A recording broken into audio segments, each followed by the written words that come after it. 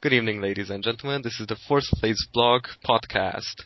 Today I'm going to be your host. I'm Threkstari. Navid is out of town, so I shall be taking over. My guest today will be Thirteengoals. Howdy. Magneto. Hello. And the one and only who loves Falcao, Zilch. Hey, how you going? So let's start off with Chelsea. Chelsea is a team who have been on the rise in the past couple of seasons thanks to the benefactor model.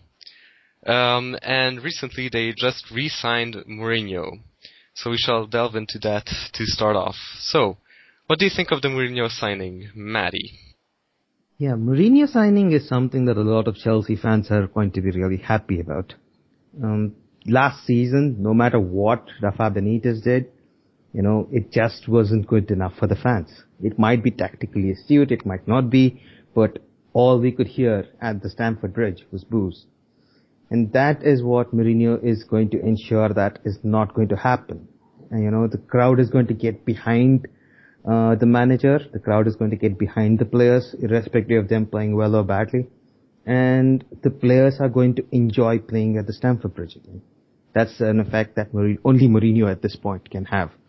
Yep, that's a very good point. Do you have anything to add to that, Thirteengoals? Well, this is kind of cynical on my part.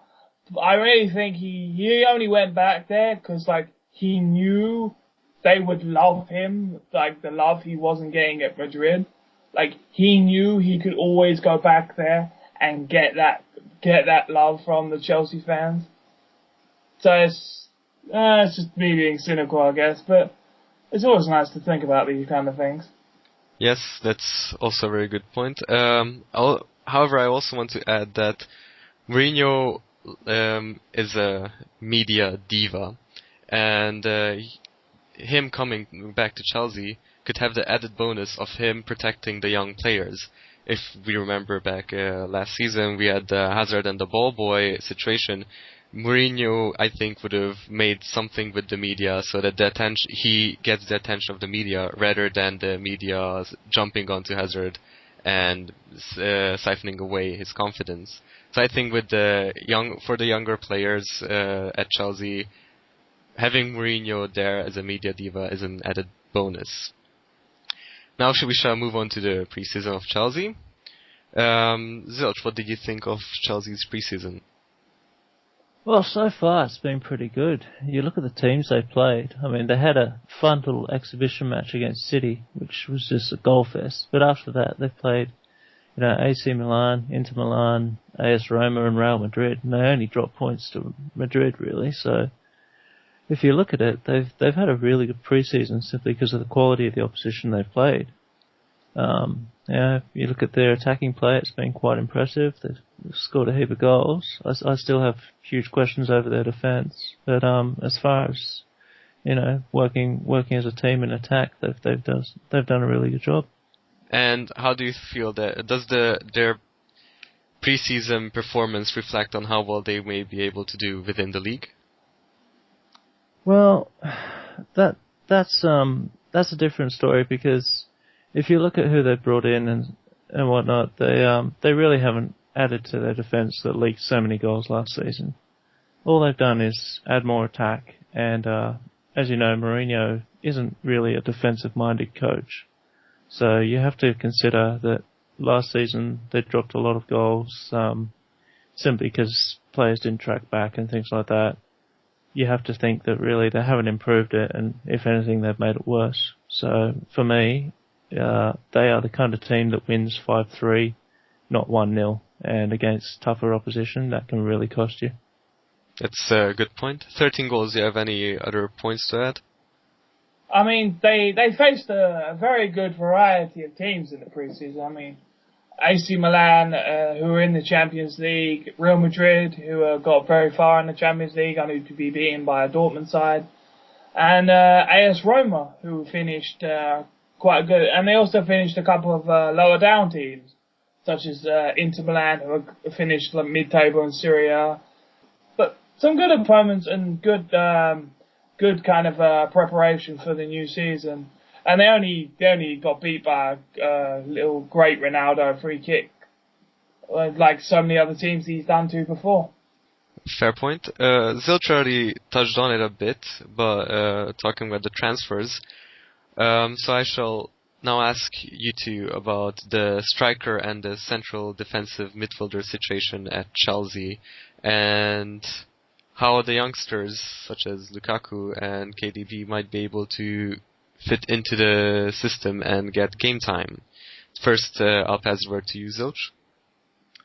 Sure. Well, on the subject of the players coming in, you've got Schürrle, Schwarzer, and Van Ginkel, I believe. I don't know too much about Van Ginkel. I think he was brought in more for depth than anything else. But in Schürrle, you've got yet another attacking player who really, I guess he'll be playing on the wing, but really you have to wonder, do you need him? Because last season the entire problem with Chelsea was their wingers not tracking back. Schürrle's not going to help with that. The only player that does is probably Moses. So for me, that's it's almost a negative transfer. I don't think he's an overrated player, and I think that, to be honest, all they've done is weaken their defence. Schwarzer obviously coming in as a stopgap keeper for young Courtois to learn the ropes, I suppose, as Czech is finally starting to move on. In terms of Lukaku and KDB getting chances of game time, well, I think Lukaku's chances are better than KDB simply because you've got Mata, who's the central attacker, simple as that, and as far as I look at it, I think Mata is probably the future captain for Chelsea, so I think that will also weigh on how much game time Kevin De Bruyne gets, simply because Mata's rarely going to be off the field unless Mourinho doesn't take a liking to him, which seems unlikely to me. As far as Lukaku is concerned up front, I think he's got a very good chance of breaking in. I mean, Demba Ba has shown that he can be inconsistent, and I think we've seen more than enough of Torres' shooting to know that he's inconsistent. So I see Lukaku, especially with the season he had at West Brom, certainly challenging for equal honours, I suppose, in striker role. Fair points. Do you share the sentiments of Zilch's 13 goals? Schürrle had a fantastic first half of the season and a really rubbish second half of the season when he was blown out the water by your new favourite superstar, Threkstari. And Marco Van Ginkel also had a really good season. He's definitely one for the future. He's really good passer, and he scores a good odd long shot.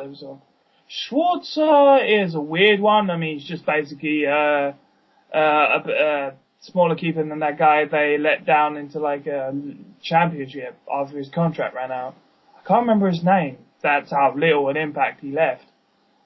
Then on to the KDB. I mean, KDB, he probably won't get that good game time considering what that machine of what Mata is. I mean, he was their best player last season by far with the amount of assists and goals he added to that team. And there's the almighty Chelsea massacre thing, which will stifle KDB a lot. Lukaku, I mean, he had a fantastic season with West Brom, didn't he? Where he scored in a bunch of good games, especially that last game of Fergie's reign. And he's big, he's strong, Drogba 2.0. So I can see Mourinho starting him over the Torres, who Zilch mentioned earlier. He is not in Mourinho's future plans at all. I wonder why. Fair points. Magneto, you have gone quiet in the past couple of minutes. Do you have anything to add to what has been said about the transfers, Lukaku, and the preseason of Chelsea? Well, I think you guys are underestimating KDB quite a bit here. I don't think he's going to be stifled. I think Oscar better watch out, or he is going to get replaced. There's also the situation where, Mata was overworked last season. Right through, he kept playing every single game, and they needed some sort of, rotation option. And I think that's why, Schürrle and KDB have been brought in this time. They will feature both of them. Schürrle, I kind of echo the sentiments that were, put up by both of them. but I think that KDB is actually going to figure quite a lot, especially through the end of the season. A fair point. I actually share your opinion, Magneto.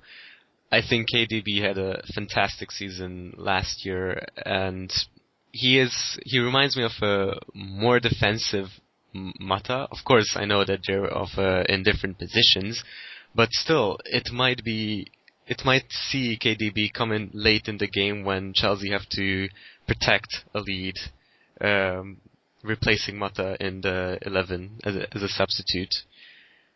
Anyways, now on to all the loans that Chelsea have sent out this season. It's a staggering list. We'll have a picture on YouTube for you guys to see.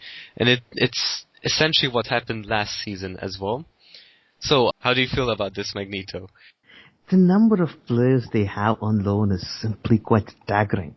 And it's not just the number of players, but the wages they are actually getting in is also quite insane. So, yeah, what I believe is happening over here is that they're bringing a lot of these young players in from age of 16 to 18. They're letting them play in the all this new under 21 seasons and the Eurofoot, the next gen series. So they're getting a lot of game time and they can't complain. And it is also helping them out in the future by having a potential exploit by the homegrown players, by exceeding the number of players that they have in the 25-man squad. They can be able to do that with the number of young players that they're getting in. Yes, I absolutely agree with you, Magneto, on the 25-man rule. For the listeners that don't know, the FA has a 25-man squad limit. That means that only 25 foreign players can feature in any Premier League club's squad list. However, they don't have any limits on homegrown players and British players. Homegrown players are essentially players that have played in England at a youth level for at least 3 years. So, with Chelsea, they have a benefactor finance model. This essentially means that all they did in their transfers is move to younger targets and started buying these 16-year-old hot prospects and just push them into their academy.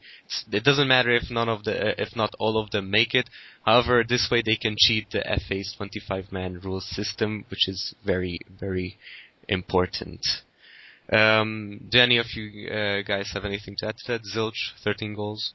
Well, you covered it pretty well, but I think with all the players they're bringing in, it's just a case of quantity over quality, really. As you said, it doesn't really matter if not all of them make it. They're bound to get a few stars out of it at the end of the day, and as you said, it will beat the 25-man rule. So, no, I think you're bang on the money there. I'm just wondering if Abramovich ever opens up his bank account and go, wait, I spent how much on that team? I don't think he has to worry about such things, does he? It's like one of them old cartoons when the people would have like a little saw around the money. So true. Like that. Alright, on that note, let's move on to the elephant in the room, which is the Rooney saga. So, smokescreen or real? Let's start off with you, 13 goals. Real. Mourinho wants to cripple Man United, who are in a very vulnerable spot with Ferguson gone and the new man in, and their pre-season wasn't too good. Hey, he did it with us and he did it with Arsenal and Ashley Cole, so I don't see why he wouldn't do it with Man United and Wayne Rooney.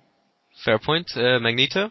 Real, or if it's a smokescreen, whatever it is, the person who's going to benefit is Rooney and his agent, because if it's real, then it's possible, because every alternate season he kind of does this, throws his toys out of the pram a little and says that, he wants to move. And if it's not, he's going to get a new contract, and which again is going to, either of which scenario is going to give both him and his agent a lot of money. So, yeah, could be either, but I'm thinking that it might be real. How about you, Zilch? I'm sorry, I'm laughing about the throwing his toys out of the pram comment. Yeah, no, I totally agree. I think it's real. He's been whinging and bitching for two seasons now, and I think you'll find most of the United supporters would not mind too much if he won it either. I do know that they'll think he's a champion if he stays, but if he does go, I think there might be too much complaints from the United people, because he's been a drama queen for a while. So basically, the United fans win either way. Yeah, well, he's Tevez 2.0, isn't he, with his whinging? So he's He has disappeared for 6 months going golfing. Yeah. He has helped that team out a lot more than people are giving credit for. Oh, certainly, but he's overshadowed now, isn't he? That Van Persie's here. That is true. That is very true. Alright, on that note, we shall finish our Chelsea section and swiftly move on to Tottenham. Tottenham had a hard break last season as well, barely missing out on the Champions League. Unfortunately for them, and fortunately for me as an Arsenal fan. So, let's start off with that. Missing out on the Champions League. What might be the possible reasons? What do you think, Magneto? Cheers for rubbing that in. One of the main reasons why we really lost out last season was because of the number of injuries we faced. And this is the usual excuse, people just keep saying, yeah, we've got injuries and whatnot, but last season it was really bad for us. We had King, who retired. We had Asua Koto, our starting left back, who was injured. Kabul, the first game that he played, he did his knee in and he was out for the entire season. Dawson was injured for the first quarter. And then Sandro was out for half the season. I mean, we're talking about the entire defensive unit, which is completely wiped out. And it was absolutely insane. And, all new players had to suddenly come in, like Watongan and Norton, who's never played for us before. And, Gallus was playing, which was horrendous, of course. And then Walker was playing beside Gallus. I mean, can you just imagine this back four being consistent? And to add to our, defensive worries, throughout the season, Dembele kept getting injured. And then there was absolutely no correlation between defense and attack. Then Defoe was playing on blood-spinning injections since January. It was just chaos. And he never got a chance to play our, even half our strongest 11 in the entire season. So we lost a lot of things because of these defensive frailties, especially towards the start of the season. And it made it really hard for us to, get into the top four.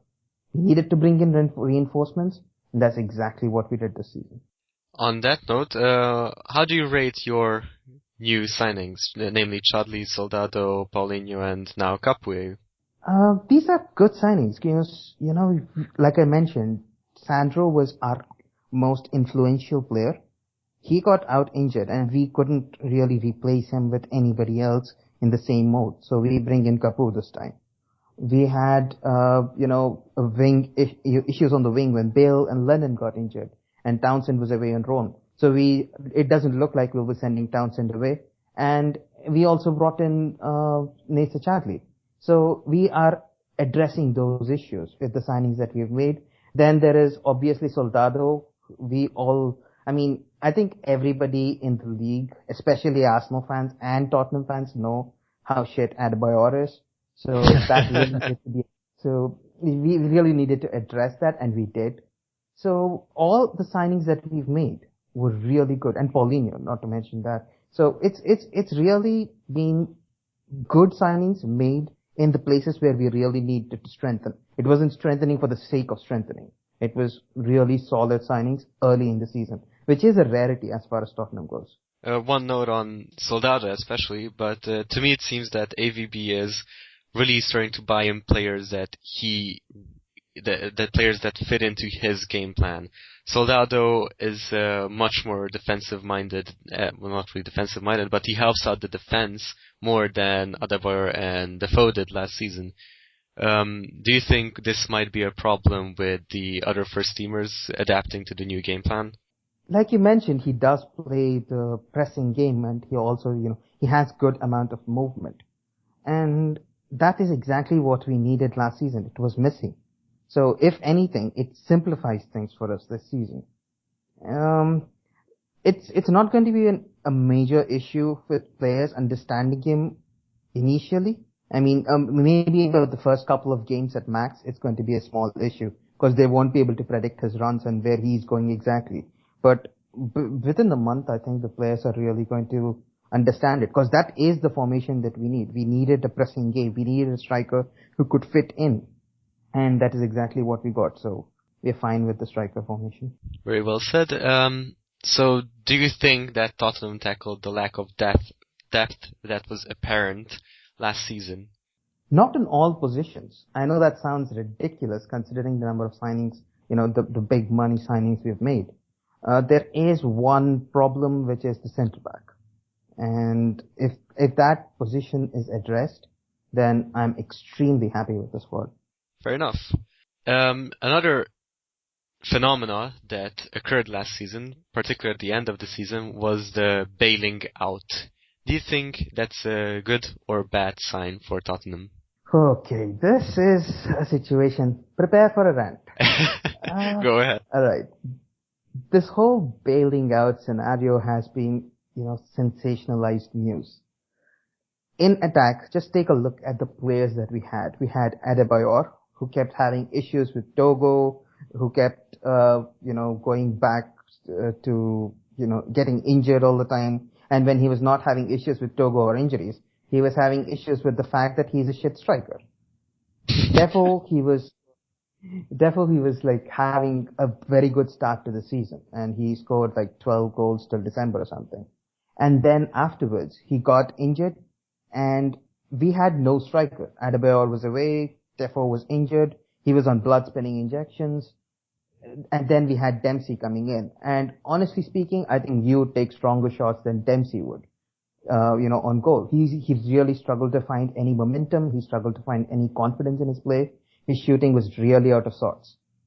What happened as a result is that the attacking force that we had, and Lennon is always known for being a very, he contributes extremely well in the actual gameplay, but he is not a goal-scoring threat. He is a support winger. So if you consider all this, we really had nobody to come in and make any attack.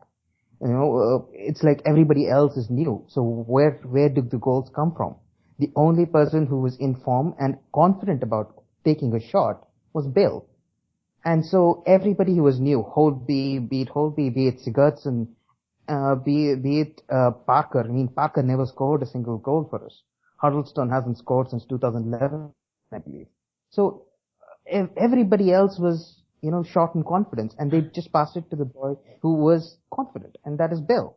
So if Bill is the only man who is getting at the end point of all attacks, naturally he's going to be highlighted. Naturally he's going to start looking better than the rest of the team is. So it's a matter of him taking responsibility. I give him kudos for taking the responsibility and making the shots. But the problem that happened later on was that even when strikers came in and even when people were showing a bit of form, he started taking those pot shots from 25, 30 yards. When they went in, they looked brilliant. But when they didn't go in, we looked shit for 85 minutes because he refused to pass the ball to the wings. He kept going on to the wings, getting the ball, dribbles into the middle and getting into the way of 5 defenders. So really it was a situation where we created this sort of hole for ourselves which we didn't possibly get out of. We just couldn't no matter what we tried. So this is why people started getting the whole bailout situation. We just couldn't change the tactics midway where the only thing that was working had to continue. Fair point. With the transfers coming in, do you think that the new Tottenham will not be centered around Bale? Absolutely. I mean, take a look at the points that I mentioned. We had Adebayor. The ball wasn't passed to Adebayor because nobody had the confidence that he would actually take a shot and score. So now it's going to be Soldado, who is known to be a very accurate striker. He, in the Serie A, he was only behind Messi and Ronaldo in his conversion rate. So it's a good signing there. There are more people coming in to take responsibility. Chadley, I know he's been scoring mainly from free kicks and whatnot, but he is there as an attacking threat as well. The only game which I've seen in Tottenham colours is from the preseason game against Espanyol, and he looked good. He looked like he could provide an added attacking threat. So it's like we've gotten more players now from who can run in, like Paulinho can run in from behind and play as a box to box role if need be. So we have addressed the attacking threat and we've distributed the responsibility quite well, I think. So it's not really going to be a scenario where Bale is going to be the be-all and end-all with regards to attack. It's a fair point. I would like to ask Zilch something now. With all these new transfers coming in, there might be a problem with them gelling together, especially at the start of the season. As a person who actually practices and plays football regularly, do you have anything in mind, Zilch, that the new transfers might be good or bad for Tottenham, and what they should do with Bale? Yeah, well, I have mixed opinions. For starters, I just want to correct you with Soldado Magneto. Yeah, I'll agree he's an accurate striker, but he tends to keep his gloves rather than the net. His actual conversion rate is really quite poor. It's around about 26%. So, I don't see him as a clinical striker, regardless of what you think there. And, I do wonder about, the ability of scoring goals, without Bale. So I look at it, I think, you've got all these players coming in, and yeah, alright, most of them are brought in for depth, but they're still going to play a lot of games, and you have to wonder how well they're going to start off. The start of the league is going to be crucial, especially for a team like Tottenham, for Arsenal, those kind of teams that are going to be scrapping and clawing, basically, for top four. We know they are, at the end of the day. So, if they look great in pre-season, you're playing pre-season, you're at 80%, 70% even, and you've got extra time on the ball, so you've got that extra second to look up, look around, find your pass, and, click with each other. When it's in the Premier League, when the pressure's on, when you've got less time on the ball, that's when we'll see the chemistry of players. That's when you see like the intuition that you know where your teammate's going to be. You don't even have to look. You just know that your teammate's going to be there.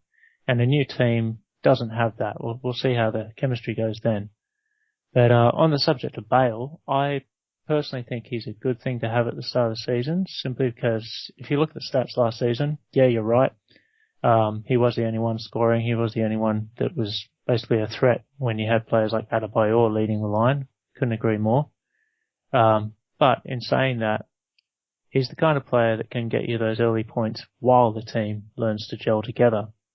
And I think you might find that you cop a few draws where you should have won, and things like that. Like if Bale's not playing, I realise he's probably not ideal for the team. You're right. He tries to dribble too much. He's too selfish. He's not a good player for the team in general, but he can win you those early games when you desperately need those points in the first 5 matches. And if you look at your starting season, you've got Chelsea and Arsenal right near the start, and Swansea City, three matches that are not going to be easy. Anyway, you look at it. So I think Bale is a good thing to have early on. I don't think he should be the end game as such for AVB. I completely agree there, but I do wonder about players gelling together early, especially with someone like Soldado, who's proven to not be that accurate when it comes to putting the ball in the net. I do have concerns of it. I'm really surprised with the statement that he is not accurate. He's not. Do you realize what is the highest conversion rate in the EPL last season? Probably around about 35. It was 24%. No, it's higher than that. It is 24% conversion rate by Robin van Persie. Mm-hmm. Fair enough. So, and how many shots was that from though? I don't remember the number of shots that was from, but we're comparing two different leagues here. Yes, I understand correct. that the Premier League is going to be difficult, but to say that he is not accurate is kind of a very, I didn't say very he's not hard. accurate. I said he's not good at scoring. I said he hits the target, sure, but he doesn't get them in. He scored 24 goals from 100 shots, which is way less than he took less shots than Bale did. And okay. I mean, you're talking about a player who is very clinical. I really sternly disagree with the concept that he's not a good finisher. So that is a different issue altogether. So we differ on what the stats reflect. So that I don't think we can come to a conclusion on that. With regards to Bale, I didn't say that Bale needs to, push off or we are better off without Bale. What I mean is that we are not going to be centered around Bale, irrespective of him playing or not. And if Bale doesn't play in the start of the season, which looks extremely likely, since the whole Real Madrid saga is going on. And we are talking about an injury which may be fake, which may be real. We don't know about all that. But as far as it looks right now, he's not played since July. He's not trained since July. So, he's not available right now. And while he's not available, the point is that he may win us games with, when the team is not gelling as such. I agree there. But that doesn't mean that, we will really struggle too much, because from the looks of things, there are going to be 3 new players in the 11. That's about it. So it's not going to be that difficult to gel. It's, I kind of disagree there. So I guess we have to agree to disagree on this. Pretty much. My point is that the players that are attempting to gel together are the ones that are going to be getting the goals for you. Pretty much. But, and that's the issue. I know season, the issue because, I saw the issue last season with Arsenal. Podolski, Cazorla, and Giroud. And at first we conceded, I think it was about 3 games of draws. Yeah, I don't disagree there. But we also have Defoe, who's going to come in as a substitute. So Defoe does this particular thing every season where, he goes away and has this own personal physical training. It's double the physical training that everyone else does during preseason. So he comes back fit. So that's why he always comes back where, he has a great start to the season, but fizzles out later on. That's why it's because he does this extra training right now. And if Soldado is actually struggling, then I wouldn't be too shocked to see Soldado just being subbed out in the 70th minute. And we see Defoe coming on as a super sub for us. And we also have other players who are going to start this season. So, yeah. 3 of those other players that will be starting is probably Dembele, Lloris, and Vertonghen, who have done fantastically this season, coming in to the team and doing an admirable job. Do you have anything to add to their performance, Magneto? A lot has been said about Bale, but I think one player who really got pushed under the rug is Jan Vertonghen. He was absolutely phenomenal for us last season. Entire season he played 34 appearances and he made just 1 defensive error. 68% duels won. And he's not renowned for, his aerial prowess and whatnot. He's also played left back. So he's slotted in wherever it is needed and he's coming away with flying colors. Dembele again, he played, he was brilliant. His distribution of the ball and his awareness of which side is open and which side to pass the ball to was exceptional. We struggled as soon as he got injured. And then we also have Lloris, who had the stat of possibly the most last man clearances from a keeper. He would come running out of the box and clear the ball when the defenders made errors. So he was phenomenal at that. So Lloris was also influential in getting adapted to the high line that AVB started playing. So yeah, these are excellent players for us and expecting better things from them next season. One player, which didn't feature in Tottenham last season but was on loan, is Townsend. Do you think that Townsend will be introduced in the squad, and do you think he will replace Lennon eventually? Yeah, Townsend is going to be playing in the squad, especially in the Cup games and Europa games. He will not replace Lennon because I don't see them as the same kind of players. Lennon kind of spoon feeds Walker. Walker is really positionally, he comes forward quite a lot and he's not sure when to come back. So Lennon really helps out a lot defensively. Townsend doesn't do that as much. Townsend is a lot more attacking. So what I see is that if we are chasing a game, then Lennon will be coming off and Townsend will be coming on. Fair enough. A point on Walker. In the whole of Tottenham squad, Walker made the most defensive errors at 5 defensive errors in the league, and 2 of those led to a goal being conceded. Do you have anything to add to that? Yeah, Walker has these kind of rain freezes. One of my friends from the forum used to call them legs without a brain, and that is perfect. When he is brilliant at times, but he has these complete moments of insanity. So I'm not too surprised that he has 5 errors which, have led to goals. Not all 5 have led to goals, but they are errors. So, yeah, I mentioned Lennon being so influential in him playing better. He was also partnered with Gallus, so whenever he was partnered with Gallus, he made even more mistakes. When Dawson comes in, he's a lot more confident. So he needs somebody to hold his hand and, take care of him rather than him being a crucial member as such. Fair enough, but you mentioned that Lennon had to spoon-feed Walker. Don't you think that if Tottenham would potentially buy a new right back, that Lennon would be more freed up in the offensive side of the game? I really don't think we'll buy a new right back. Yeah, I mean, I agree that, there is a possibility that Lennon is going to be more freed up. But Walker is one of our, a lot of people like him. He's the British core kind of thing, You have to have that in the club. I don't see Walker getting replaced. He has the potential if he can apply himself a bit more defensively. So I don't see him being, left out as such. Do you agree with that 13 goals? Yeah, I can agree with that. Lol. Alright, swiftly moving on. We talked about the ins of transfers this season, but we didn't touch on the outs, which have been quite a few for Tottenham. And in my opinion, most of them were made to free up wages, but there was one player in particular which raised the eyebrows of many Tottenham fans, namely Coker. What do you think, Magneto? Is selling him warranted? It always sucks to see an academy player go out. He was touted the next Ledley King for us, and there were huge expectations of him. I understand the general disappointment of people saying that he isn't really going to.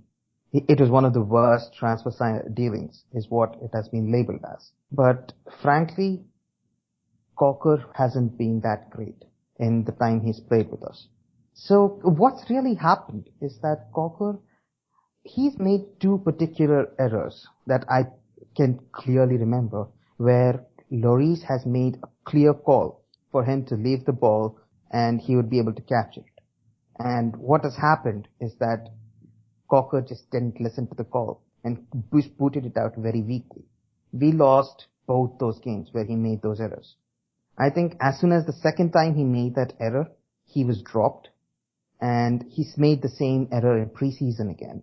I think AB's realized that Coker is not learning from the mistakes that he's making, and he really needed to go, to play more football consistently. He also made a lot of defensive errors. He was the second highest in defensive errors with 4 defensive errors, and he also had only 49% of average duels won. People keep saying that, he's great at aerial duels, but he had only 45% aerial duel success rate. So he wasn't really doing all that well. Statistics show that. I think overall he wanted to play first team football in a World Cup year. He just needed to go, and I think we just facilitated that by, it was a good move for us at the end of the day. We got 9 million for him, and I wouldn't be too shocked if there was a buyback clause for him. So a little disappointing, but not too big a shocker. Fair point. Now let's move swiftly on to the elephant in the room, which is Bale to Madrid saga. And we'll just quickly touch on it since it's covered in popular media. So if the listeners really want to revel on Bale to Madrid saga, they would have to go on goal.com or whichever site they prefer. And anyways, there are 4 particular theories that I see being thrown around in the forums. The first theory is that the net transfer spend has been very high for Tottenham this season, and this points towards Bale leaving in this transfer.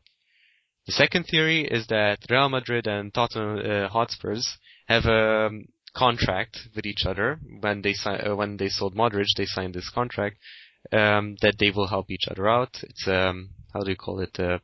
What type of contract is it, Magneto? Partnership. Oh yeah. Where they share their training schedules and whatnot. Yeah, so they have this partnership with each other, and the saga generates media coverage, and Real Madrid are actually helping commercializing the Tottenham Hotspur brand, and with this, Tottenham Hotspur gets a better marketing value, a better franchise value, and Real Madrid will eventually get Bale down 2 to 3 seasons down the line. The third theory is that the NBC money is enough to offset the transfers that Tottenham made. And the very last theory is related to the financial fair play. And what it states is that Tottenham are taking a very high leverage position this year, and will make no transfers next year to tackle the debt. And this is essentially what Manchester City did, and which is why they're eligible for the Champions League. That one season they spent a lot to make it to top 4, and the following season they started cutting back on their debt. Which of these 4 theories do you think is the most likely one? At first, I'll start off with the Tottenham fan, Magneto. I think it's actually a bit of 2 and 3 clubbed. I think there is a lot behind the whole partnership deal that has been talked about. It seems like a conspiracy theory at first, but things just add up a bit too much for it to be ignored. Fair enough. How about you, Zilch? I tend to think theory 1, personally. I think the amount that they've spent, it sort of hints at, not having to worry about the money because someone's going out worth a fortune and there's only one player it can be. I do kind of like the theory that there is a bit of work behind the scenes between Real Madrid and Tottenham as well, but mainly I just think that he's probably going and they're going to use that money. Or they have used that money, I should say. Fair enough. How about you, Thirteengoals? I have to agree with Zilch. I just think for the amount of money they're spending, something big has to be going out to recoup in any losses that they've been spending on. And with the amount of debt they have, it just everything seems to point to Gareth Bale. Yeah, I tend to agree with Zilch and Thirteengoals. Last season, Arsenal fans were in a similar position with Robin van Persie. And we also spent quite some money on the transfer market, bringing in Cazorla, Podolski, and Giroud. And at first, all of us were thinking, yeah, we're just bringing these in case Van Persie gets injured, we'll have cover. But at the end of the transfer window, we realized that wasn't the case. We're actually replacing Van Persie earlier. I realized earlier than that when he threw the captain's armband into the crowd during a friendly in the preseason. Fair point. However, I also lean towards the 4th theory, which is FFP, the financial fair play, because Manchester City got away with spending a lot, and maybe Tottenham are also trying to do a high leverage position. It can only work if it doesn't work out. It leaves Tottenham in a really bad position. But yeah, for me it's either theory 1 or theory 4. Anyways, on to our last point, which is the expectations for the upcoming season. Do you think Tottenham will make top 4? And more importantly, do you think Tottenham AVB would take the Europa League seriously? Magneto. Yes, on both counts. Top 4 pretty much. We addressed what all needed to be addressed without really changing too much. So as of now, I'd say the top 4 is fine. And as far as the Europa League goes, we did take it seriously last season as well, but we did, lose out because of injuries. But that's why we brought in depth this season. So, I think we're going to take both seriously and see how far we can go. Fair point. What do you think, Thirteengoals? Sorry, Maddie, but I really don't think Spurs are going to get top 4. I mean, AVB, he's not the greatest at multitasking with injuries with the Europa League and the Premier League, especially if he's going to want to go for both. Their players are going to get injured or worn out, and they may not be able to kind of carry on to getting into that top 4. But they definitely have probably the best chance they've ever had before, so I could be surprised. How about you, Zilch? What do you think? Well, firstly, I want to say, Maddie, that St. Totteringham's Day is a time-honoured tradition, and I don't want to see it broken. So I really don't want you to get top 4, because it probably means Arsenal won't. But, in saying that, Tottenham look the strongest they have in years. Look at their depth, it's a lot better. I think, in terms of whether or not they'll take the Europa League seriously, will come down to their actual position in the league, when it comes to crunch time, really. Based on how many injuries they have, or how many players they have fit, basically, and if they can afford to use those players in order to actually make a push for the league while still comfortably making their target in the EPL. Also, on the subject of making top 4, I've got to say, AVB is a he's a strategist. He's a long-term planner. And that was the problem at Chelsea. He wasn't given time. The good old manager kicked him out the door. But I think AVB is the kind of manager who takes a few years to get to where he wants the team to be. So I don't know how they'll go this season, but I do know that Tottenham are just on the up and up, and it's just going to get better for them in the long run as long as they stick with the team and the manager and his goals. Fair point. Well, in my opinion, Tottenham will definitely make top four. Zilch and Thirteengoals both mentioned, and this Tottenham side is the strongest it has been in the modern era. And because of that and Arsenal's inactivity in the transfer market, which we'll talk about in the next section, I believe that this probably will be the year that St. Tottenham Day will be broken. Right, he's a traitor, 13. Just get him. Get him. I'm just trying to be unbiased here. I'm the host after all. He must be vanquished. He must burn at the stake. If you hear a knock on your door, just answer it. That's fine. Alright, I hope it's Falcao. Oh. Or Suarez. Yeah. Oh. On the note of taking Europa League seriously though, I think AVB will take Europa League seriously, and I think that is going to cost Tottenham points in the actual Premier League. Because if you think about it, every extra game the players have to play in the Europa League is an extra chance for them getting injured. And overall, it comes down to, is it worth risking the injuries? For a benefactor-modeled club like Chelsea, who we've talked about previously, it's worth taking the risk because they don't really care about the money. If they get an injury, they could just buy someone in the January transfer window. However, Tottenham don't have this luxury. Just remains to be seen. Let's just wait and see how that. I maintain that it matters on how their position is in the Premier League at the time when it comes to the crucial games, because you know full well they're going to cruise through the early stages. It just depends when it hits crucial time, how strong their position is in the league. Yep, fair point. And with that, we will conclude the Tottenham section of the podcast and swiftly move on to their arch-rival, Arsenal.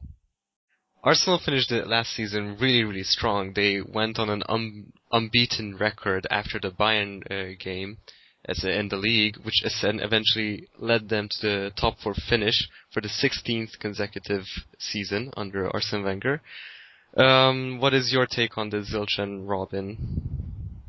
Well, overall, I think it was pretty awesome. You know, after the first Bayern Munich pasting, I think the team just decided that they'd had enough of getting beat and decided to pull their finger out, really. We saw a much more, what's the word, continuative formation and lineup towards the second half of the season. Like Vermaelen pretty much got ousted from the centre-back position, didn't he? And Koscielny took over with Mertesacker, which definitely helped. And we also saw Ramsey partnering with Arteta instead of Wilshere in there all the time. So I think those kind of things, like that consistency in the lineup, really helped to boost our chances. And really, we won it on the back of some amazing defence, didn't we? We didn't score many goals. Giroud was still a little bit inconsistent up front. But we certainly kept them out from our net. The amount of 1-0 wins and 2-0 wins was quite impressive. You touched on our centre-back pairing, forcing Vermaelen out of the team, with Vermaelen being our captain that has a couple of complications. Do you have anything to add to that point, Robin? Well, I mean, it was really just about Koscielny and Mertesacker. I mean, they just clicked.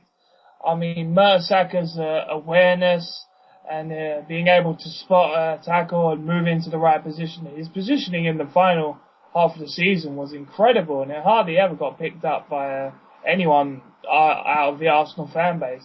And Koscielny, his aggressiveness, his courage to win the ball in tough situations, they really complemented each other like really well, which is probably the biggest reason we went on for our unbeaten run, besides Aaron Ramsey's contributions in the middle with Mikel Arteta. Fair enough. How about you, Magneto? How do you feel about Koscielny and Mertesacker forcing out Vermaelen, who is the team captain? Do you think this might be an issue if it continues to be like this? I don't think so. It's not too big an issue as far as I'm concerned, because there are two things that can happen by this. It sends out a message from the manager that, if you're not playing well, it doesn't matter who you are, you're going to be dropped. So it's great to see for the rest of the squad, especially for the bench, and it also keeps the first team on their toes. And there's also the situation that if a player is respected, it doesn't matter if the player plays consistently or not. He still is going to be the captain.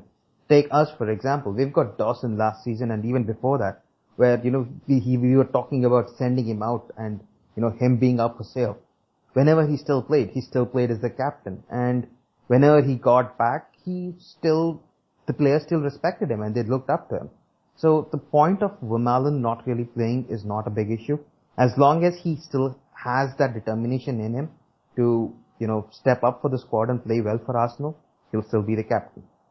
And on the field, you still have Arteta anyway, so, you still have players that people look up to and do their roles. A fair point. Zilch, you talked briefly about Ramsey overtaking Wilshere in the starting 11. Yep. Tactically, how do you feel this decision? Does it make sense tactically, or do you agree with Wenger? Well, I look at Wilshere and I look at Ramsey and I see players that are better for different situations. I think at the start of a game I would mostly take Ramsey because his strengths are consolidation, as in keeping possession, and his long passes, long flat passes, like for through balls and whatnot. So ideally he's good at calming a game down at the start, extra defence, so you've got more of a shield in front of that back four. And he's also good in the case of needing to play on the counter-attack because of the way he plays. Wilshere is a purely offensive weapon, really. He's a box-to-box mid, not a cam like so many people seem to think. Basically, I would use Wilshere in a game where, say, you're against a lower-tier team that you want to really put some pressure on and smash by like 5 goals or whatever. Wilshere is a perfect choice for that because he'll bring the pain. He pushes forward in midfield and he just adds one more body into the attack usually, one more person pushing into that box. Whereas Ramsey is a better choice against your harder teams because you're going to have a much better overall balance for the team. It's a very good tactical analysis. 13Goals. Do you have anything to add to Zilch? Do you agree with what he has said? Well, I do agree with it to a point. I mean, Ramsey was much more used as kind of like a box-to-box midfielder, and he was actually used in the double pivot with Arteta. So when one would go forward, the other one would drop back and help defend. It was mostly Arteta going back and Ramsey going forward to help him with the attack. And it's another kind of thing that just kind of clicked and helped out the team in the long run. Fair point. Magneto, as a Tottenham fan, how do you see Ramsey overtaking Wilshere? It's kind of ironic, isn't it? First of all, the serious points. It's again down to how Wenger is running the team. It's not going to be on player reputation and fan favorites and stuff like that. If you're not performing, you're going to be replaced. But I really find it very ironic that most of the fan base used to give Ramsey a lot of stick for his performances ever since he came back from injury. And then they used to be worshipping Wilshere pretty much. And now you think about it, Wilshere is struggling to displace Ramsey into a starting spot if they play a double pivot. So suddenly they're all like, we used to give tough love to Ramsey, but we were sure he'd succeed. It's like double standards at its best. One of life's sweet ironies, really. So true. With that, we conclude our look at last season for Arsenal. Now we shall look at the transfers and how Arsenal have fared in the transfer market. A quick disclaimer, though, is that we won't be talking about the Suarez saga. If the listeners are interested in the Suarez saga, they can check out part 1 of the EPL Preview, which is on our YouTube channel and also on our blog. We will leave a link in the description. So, the first point of the transfers for Arsenal this season is the lack of transfers. Do you think it is a concern, Zilch? Yeah, it's definitely a problem. I mean, you just have to look at our midfield situation for starters. The lack of depth there is really obvious. You've got basically no cover for Arteta. We've got Ramsey, but if we do that, then we bring in Wilshere next to him and we change the whole dynamic of our midfield, because it's been proven that Ramsey's not a centre defensive mid destroyer, and Wilshere definitely isn't disciplined enough and is too offensive minded to not compromise our defence by playing the two in there. So, as far as I'm concerned, no, we still don't have cover for Arteta. And then you have to look out on the wings as well. You've got Gervinho's gone out, and while he wasn't the best, we're now down to Cazorla, Podolski and Walcott, and maybe Oxlade-Chamberlain, who lately has been showing more and more that he wants to be a centre attacking mid than a winger. And then you look back at the defence as well. You've got Vermaelen out for a fair while, so you've got no decent cover for Koscielny and Mertesacker if one of them gets suspended or an injury. And then out on the left wing as well, you've got Monreal out injured at the moment for a few weeks, and Gibbs he tends to be made of glass, and whenever he does get injured, it tends to be for a fair while. So yeah, it's extremely obvious that we lack depth, and it's a real worry. In addition to the concerns Zilch raised, which are all valid, I think we have to talk about how Arsenal seem to be targeting only one player at a time this transfer window. So, 13 goals. On that note, why do you think that's the case? Well, we could be doing deals that are outside the public and media eye that only the Arsenal Football Club knows about. But that's kind of hearsay on my part, but it's really strange that we seem to be targeting one player at once, considering how much money we have and how much people we have probably working on the transfers. Maybe it's Arsene Wenger, maybe it's Ivan Gazidis, whoever it is. It's really kind of strange, to be honest with you. Indeed, I agree. Magneto, as a Spurs fan, you probably are happy at our miseries and not being active in the transfer window. Do you have any take on why Arsenal might be targeting one player at a time and being so sluggish this season, in the transfer this season? I think the main problem that you guys have are that, for once you're not targeting good players that are not really well known. You're targeting players that are really well known and who are, kind of a marquee signing. It's been a while since you've done a huge marquee signing. You're talking about 40 million plus for Suarez, and these are big transfers, and I guess people are a little more focused on these because they want everything to go right. It might be that, but frankly, you guys, I'm not sure if you guys mentioned the right back situation. You've even sent Coughlin on loan. So where is the right back depth even? So each position has a bit of question mark with your backup. Yeah, I mean, for me it's perfectly happy because your depth looks really bad, and if you guys continue this at the end of the window, I think you guys are going to struggle. A bit of a note, Coquelin is a central defensive midfielder. Our right backs are Sanya, Jenkinson, and Hector Bellerin in the youth level. Oh, I thought Jenkinson actually played a couple of games as a right back last season. I must have gotten mistaken there. Coquelin, yeah, he started off as a right back, if I'm not mistaken, but we moved him to central defensive midfielder. Makes perfect sense.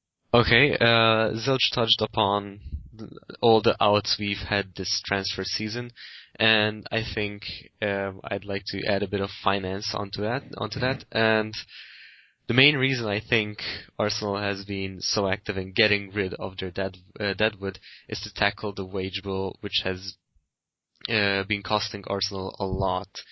If we look at the past season, Arsenal has made an operating loss if we exclude property development. That means that if we only look at the football side, Arsenal as a business was making a loss every day, and that's a huge deal.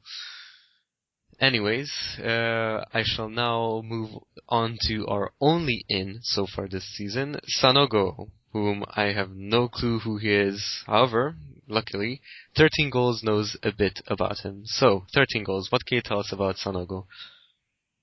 Well, Yaya Sanogo, he came through Auxerre's youth academy. Like, he was like the brightest youth prospect in there. And then he got his injury. So he was out for like a year or a couple of seasons. And then he came back and he was in the first team, scoring goals for Auxerre, trying to get them back into League One. But Auxerre never renewed his contract. So that's why we got him on a free. And I think Arsenal's love of young Frenchmen is probably why we got him in Arsenal right now. That's a fair point, but do you think he is a clinical striker that could work next to Giroud? He's not there yet. He's got a very good touch and finish on him from like people saw in the Under-20 World Cup. He a bit more seasoning, and he'll be a very good player. Fair point. Now on to you, Zilch. Do you think we need a clinical striker to partner Giroud, or do you think we should just replace Giroud completely in the starting 11? Well, I don't think we should replace Giroud because I think he's brilliant. But I also think he's more of a target man and a centre forward than a actual striker in front of goal. I mean, we saw last season that he missed quite a few times, chances that he really should have buried and didn't. So you've got to look at the amount of chances we create and how often we actually take those chances. So for me, yes, you need a clinical striker. You've got young Sanogo, who's a bit too small, to be honest, and way too young. But if you had someone sort of playing off Giroud, because you've seen how his nice little flicks are, and he gets assists, and his movement up front is really intelligent. He draws defenders out with ease. You know, you need a player that's running in behind, taking advantage of the space that he's creating. Gervinho tried to do it and failed because he can't shoot. He's really unclinical. And what you see at the moment is that the one that's doing it, or the two that are doing it the most, are Walcott and Ramsey. Now, Walcott's out on the right wing. As much as I'd love to see Cazorla out on the right wing and Walcott in striker position, seeing as he doesn't want to defend anymore. But other than that, you've got Ramsey doing it, and he's coming from deep in midfield, which not only compromises our midfield, but it also makes it a little bit harder for him to get on the end of those chances. So yes, we do need a clinical striker. I would love to see a 4-4-1-1 formation instead of the 4-3-3 that we do. But in saying that, if we are going to stick with the 4-3-3, then I think Giroud's more than enough, as long as we have the two wingers cutting in and being the ones on the end of the chances. You touched on Ramsey running up from the midfield, and yep. Don't you think Wilshere is also the type of box-to-box player who also likes to pierce the opposition defense? He is, but there's a problem with that. Maybe he'll overcome it. You never know. He certainly hasn't for 2 seasons now. He basically, he makes the wrong decisions when he gets to the final third. The amount of times we've seen him get into the box or near the box, well and truly in shooting range, and then he kind of passes it sideways or takes the wrong option and passes it out wide or something like that. Instead of, it's like he lacks the confidence to take on the shot or to, go for a little through ball or something. I don't know if that's down to his playing style, his football intelligence, or just lack of confidence in front of goal. But it's a huge problem. We've seen it before when he plays the attacking mid position. And the other problem is when he plays a bit too close to the opposing defence, he doesn't have the room to make those bursting runs that we see out of midfield, where he gets up ahead of steam and then he's invincible as he dribbles past. Without that, with his back to goal and, a defender breathing down his neck, he can't utilise that strength. Fair point. Since we're already on the field of midfielders, What do you make of the Gustavo rumors? I'm going to start off with 13Goals now. I'd love him at Arsenal. I mean, great player, good defensive mind. He did wonders in that Copa America thing when they beat Spain. Like he kept dropping back into the centre back role with I think it was David Luiz. I can't remember who the other one was, but like he dropped back. He defended well against Iniesta and Xavi and all the rest of Spain's superstars. So I would love him at Arsenal. Whether we'll get him, I'm not entirely sure, considering like there's like rumours every day of we haven't got him, he's going to Wolfsburg. Now his Arsenal doesn't want to spend money. But if he'd come to Arsenal, I'd welcome him with open arms. Good point. How about you, Zilch? Do you think that Gustavo coming into the Arsenal midfield would make sense? I think it would give us a sort of a plan B almost, a change in the dynamic of our midfield. At the moment, our starting midfield seems to be Arteta and Ramsey, which is a double pivot where one moves forward, one moves back, as we know. I think if Gustavo came, because he's more of a centre mid destroyer, he would sort of hold back, almost like Song used to before he got less disciplined and charged forward.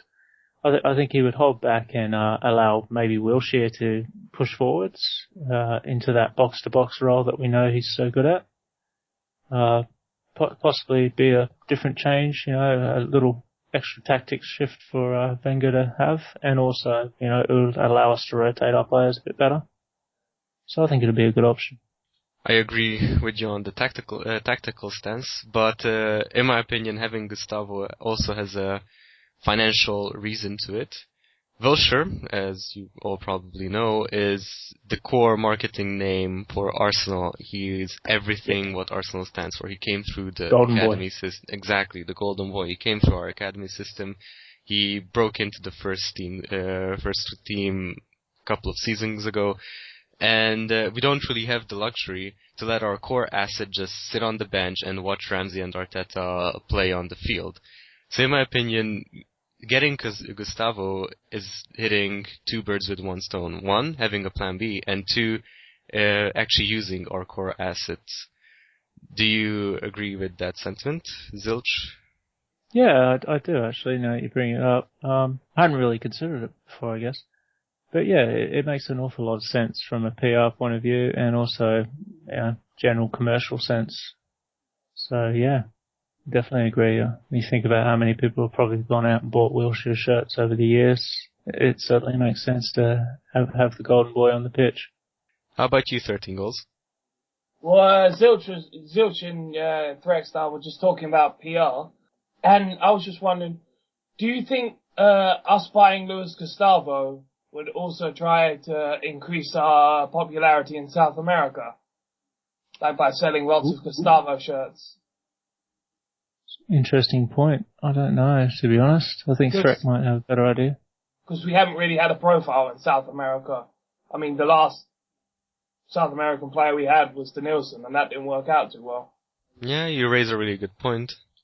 Potentially, again, then it's hitting three birds with one stone. I mean, like you were talking about Jack Wilshere being the golden boy.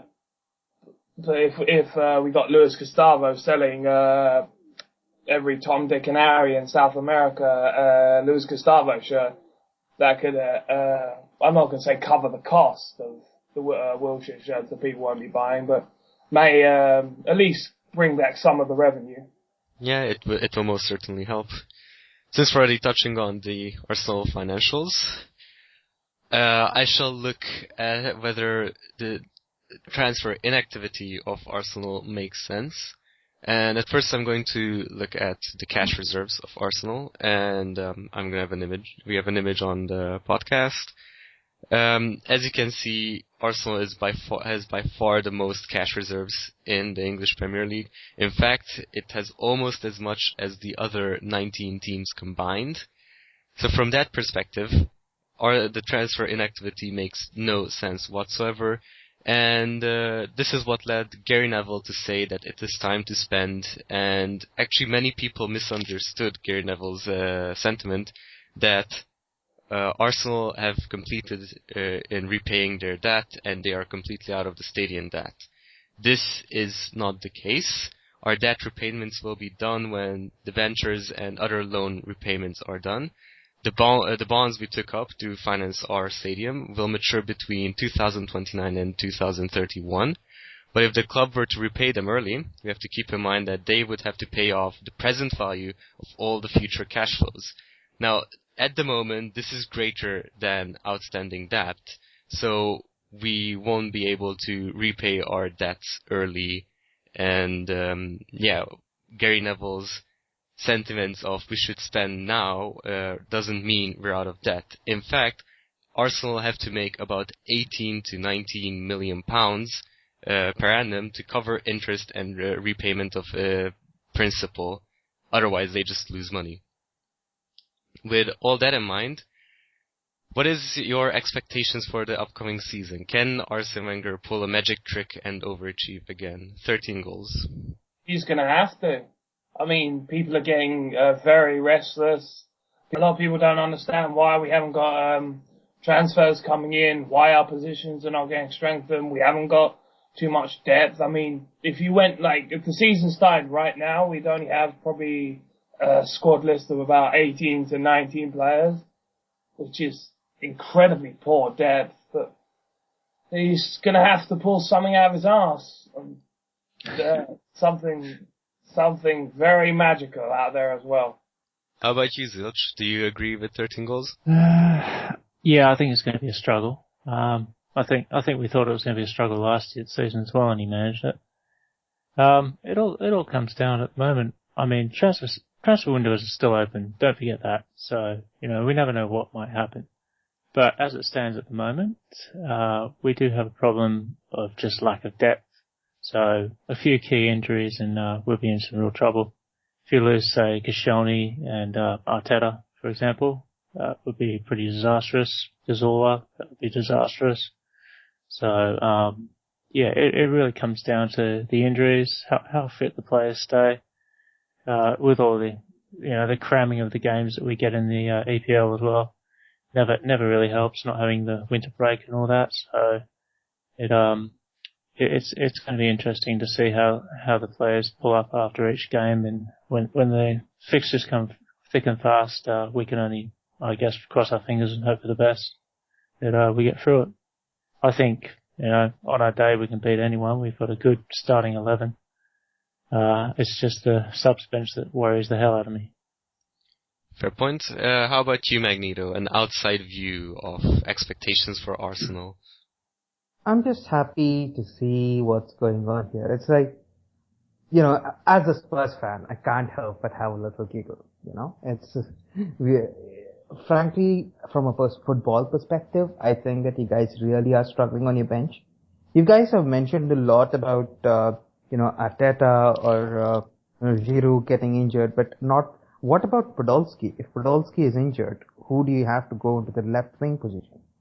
Well, can I just say there, sorry, Threk, can I just say there that, basically, Podolski didn't play for half a season last year, so honestly, that's not a huge problem. We've got Oxlade-Chamberlain and Cazorla who can both slot in there.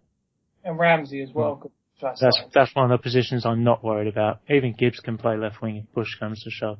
Not to mention we have Miyaichi also. Podolski. I'm much more concerned about the centre mid position, the left back. Fair enough. But still, I think overall, the general consensus is that you guys really lack depth. And like you guys also said, the transfer window is still open, but something really needs to be done. Otherwise, you guys are going to get left behind. Alright, now on to my very last question regarding Arsenal.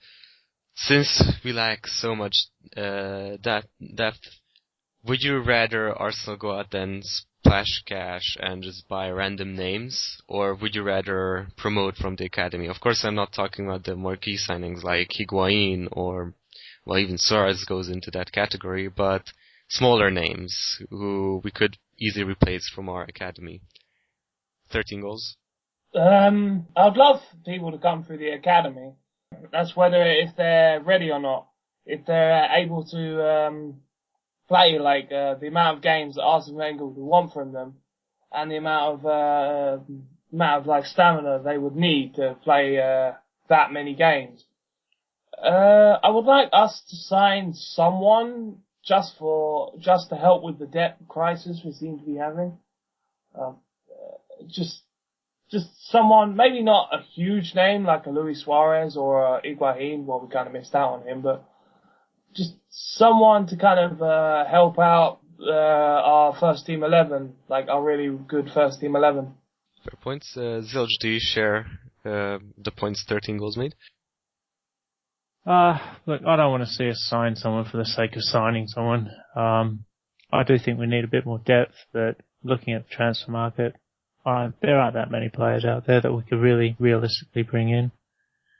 I don't know. I guess Gustavo is a good shout, but on the striker front, I think we've missed most of the boats on that one.